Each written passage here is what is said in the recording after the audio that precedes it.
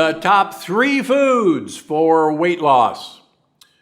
All right, still struggling to lose weight? I get it. I was 70 pounds overweight for years, and no amount of exercise or healthy eating helped until I discovered that weight loss comes down to what you eat and what you don't eat. So today I'm sharing my top 3 foods you should be eating to help you shed the pounds and live your happiest, healthiest life. Number 1, and I can't say this enough, prebiotic-rich foods. Now, there's always some confusion about a probiotic, a prebiotic, and now a postbiotic. So real quick, probiotics are friendly bacteria, and probiotics have to eat something, and the foods that they have to eat are called prebiotics. Now, prebiotics, most of us associate with fiber, but a lot of prebiotics really aren't fibers. For instance, in my new book, Unlocking the Keto Code, I introduced you to the fact that polyphenols, which are plant compounds that give plants their color, are actually prebiotics for the bacteria in our gut.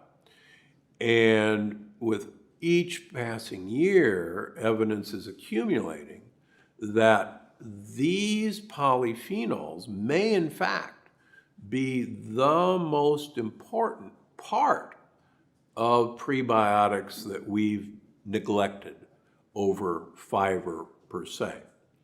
Now, don't get me wrong, fiber that is edible by our gut bacteria are equally important because gut bacteria use fiber, use prebiotic fiber, and use prebiotics to make chemicals called postbiotics. And this is where it gets really confusing. Postbiotics, simplistically, are the byproducts of bacteria, probiotics, eating prebiotics. And these postbiotics are signaling compounds. And as you've heard me talk before, signaling compounds tell our mitochondria what to do, tell our genes what to do, tell our cells what to do. And the exciting thing about these signaling molecules in terms of weight loss is they actually promote weight loss by having your mitochondria literally waste calories to do a caloric bypass on the food you eat. And that's actually exciting news because it means that a calorie in equals a calorie out is not true. And in fact, many of the calories that you eat, which are prebiotics, whether they're fiber, whether they're polyphenols, will actually make you lose weight more than the amount of food that you're eating, which is really, really exciting. This was brought home to me years ago, and it's worth retelling. There's a group of islanders in Papua New Guinea called the Catawans. And the Catawans are well known for their longevity. And they're well known for never having heart disease or cancer, despite the fact that they smoke like fiends. And the Catawans eat actually a very high fiber diet. About 60% of the foods they eat are fibrous tubers and coconut meat and fruits and vegetables. And they're very skinny. And for years, they were the real Achilles heel of the ketogenic diet, the low carbohydrate diet, because here were these skinny people who were eating a lot of carbohydrates. And I was one of the people who used to poo-poo the Catawbans as, well, they're skinny because they don't eat very much. You know, they're starving to death on that island. Well, it wasn't until the work of Dr. Stefan Lindeberg, who spent his life studying the Catawbans, we learned, in fact, the Catawbans eat a lot of food. And the Catawbans don't exercise like fiends. And it wasn't until we realized that it was the types of foods that they were eating that was promoting mitochondrial uncoupling and weight loss that it all came together. So even though they ate a lot of food, the food that they were eating were feeding their gut bacteria.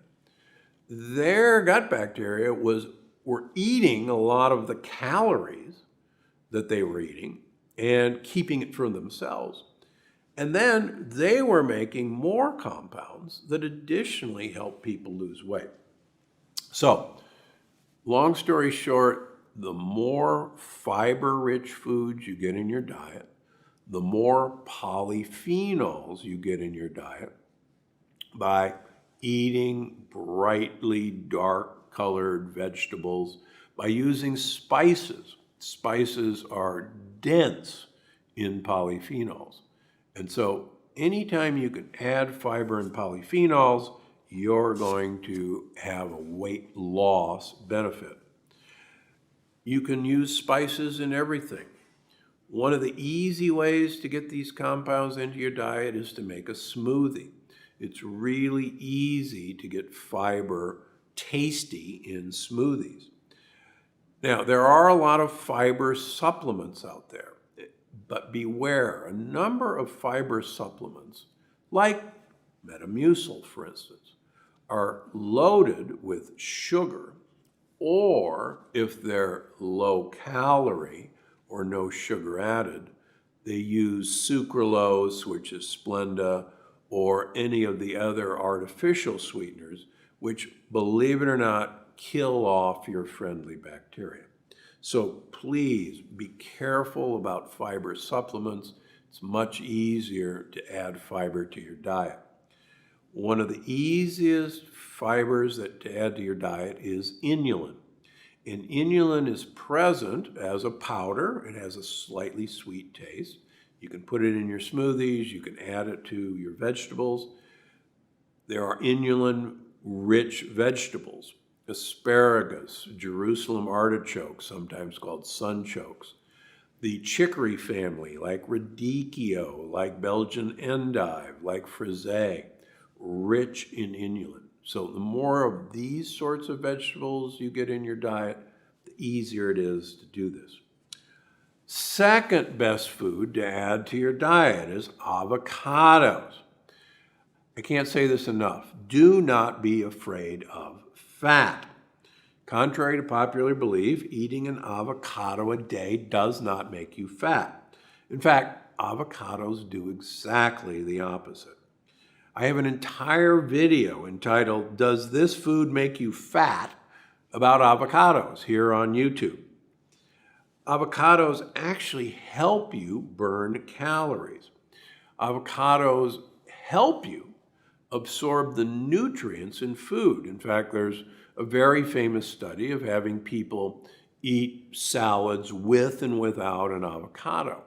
And it was found that the addition of the avocado made people absorb the nutrients, the vitamins and minerals in that salad much better than if the avocado wasn't there in the first place.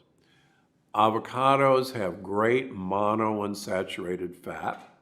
It's called oleic acid. It's the same fat in olive oil. And avocados are rich in prebiotic fiber. And so these compounds actually help you lose weight. How many should you eat a day? Well, there is a human study that shows the addition of one avocado a day actually improved weight loss over not having the avocado a day. So what the heck? Have an avocado a day, have some guacamole. Please don't put tomatoes in guacamole. That's not supposed to be in guacamole. Have an avocado, take the pit out, put an egg yolk in each hole, put it in the broiler. It's a phenomenal breakfast. It's a phenomenal snack. You can find the recipe in my cookbooks. What can you substitute if you're sensitive to avocado? Well, we have a few people who do react to avocados. It's unusual, but it does happen. In that case, don't have an avocado. Instead, use other sources of fiber rather than an avocado. The number 3 thing that you should add to your diet to help you lose weight is MCT-rich foods. Now, most people have heard of MCT oil, medium chain triglycerides. It's becoming easy to find. Costco even has MCT oil. If you can find C8 MCT oil, that's the one you're looking for. A lot of them will be C8 and C10, and those are okay. Coconut oil does not have the same benefits as MCT oil. Studies that I talk about in Unlocking the Keto Code show that people who were asked to have MCT oil as part of their diet versus people who did not have MCT oil as part of their diet lost 3 to 5 kilograms of weight in 6 weeks just by adding MCT oil to their diet. And we're not talking about a lot.